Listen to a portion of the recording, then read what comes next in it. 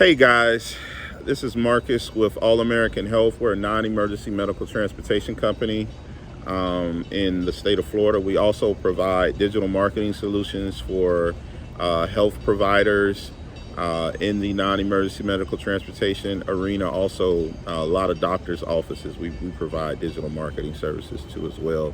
We help you get your message out, and we also provide consulting services to individuals who are interested in getting into the non-emergency transportation field. I had a conversation with one of my clients a couple of days ago, and they actually set up a 15-minute, just introductory call, which is free, to ask just a couple of simple questions about, is this still a good market to get into due to COVID? And I told them, before COVID hit, I was actually thinking about getting out of the industry. I was, really considering, doing some other stuff. Consulting has been a true blessing for my company. And then I really enjoy the digital marketing space, helping, bring ideas to life with some of the doctor's offices and rehab facilities that we work with, getting their message out and again, solving problems and coming up with solutions for them to grow their organizations and their facilities. But in terms of post-COVID, is it a good idea to start a non-emergency medical transportation company? Hell yes. I'm sorry. Usually I don't use 4-letter words on my YouTube channel, but yeah, it's a good idea. But you want to make sure you do your research first.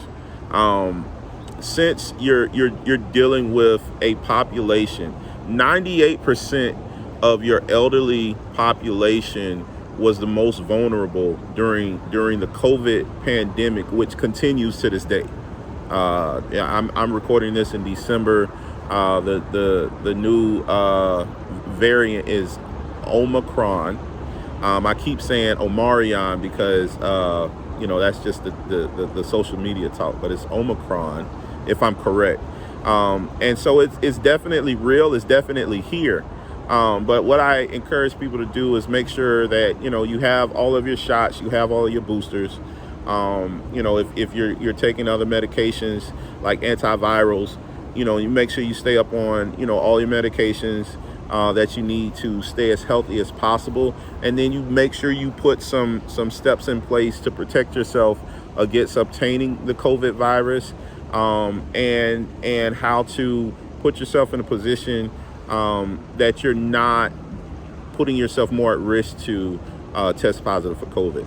A lot of that is keeping your vehicles clean, hand sanitizer, microbial spray. When COVID first hit, just before we quarantined in Florida, I actually got sick, and it wasn't designated as COVID, but I became very sick, and it may have contributed to that, but at that time it wasn't called COVID. But that was one of the first times I had gotten sick in terms of having to do bed rest, serious bed rest in years. I'm a pretty healthy person.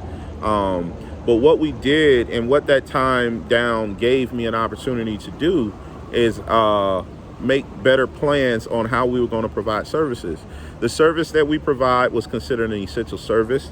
A lot of rehab facilities, a lot of medical facilities, a lot of hospitals continued to call my company to provide services. We actually received a letter from the facilities allowing us to stay out after hours, after quarantine hours, to continue to provide services, because a lot of the consumers needed to still go to places like dialysis, which is considered a life-sustaining service. A lot of individuals needed to be transferred from one facility to another due to the uptick in COVID at that particular facility. And we continue to provide that service, and we were happy to do it. But the way we went about doing it is we were actually changing clothes after every pickup.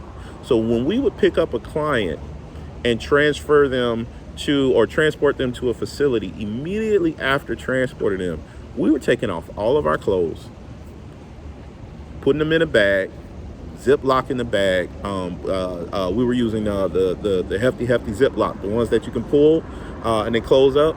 We're putting them in the vehicle and changing into a whole new set of clothes and washing those clothes. And we did that after every single trip. Not after every single client, but after every single trip. So if we had 20 trips, we were changing clothes 20 times. When I tell you the washing machine was just going and going and going to the point where it broke down and we had to get a new washing machine, those were the types of things that we were doing because we didn't know what was going on. That being said, we wanted to continue to provide services to our most vulnerable population, which is, the 65 and older elderly population. And we continue to do it. But I mean, when I tell you we were washing and scrubbing and spraying and washing and scrubbing and spraying, I've never cleaned that much in my entire life. And I'm a guy, so I keep a clean house, but it's never been that clean. And my vehicles, we usually wash vehicles every 3 to 4 days. Prior to COVID, we were washing the vehicles twice a day, spraying them down, sweeping them out. We even had little mops. We would mop the floor where we put the wheelchairs and lock individuals in. So, you just have to be conscious of what type of service you want to provide. So is it still a good market to be in? I think so. You can provide a great service, and there's definitely a need. Our population is getting older. I know here in the state of Florida, this has become a place where people want to move to because our governor did his best to keep this state open as much as possible, as long as possible. And some people can debate whether that was a good idea or a bad idea. Some could say he was putting people's lives in harm's way by keeping the state open. Others say, they want to manage through and people want to work and want to do a good job. Like I said, for my company, we worked all through the pandemic and continue to provide services to COVID positive patients and won't stop if we're allowed to. We want to work. We like to do a good job. And the reason we're still doing it is because there is a need and there is a demand, and we want to be a leader in this industry.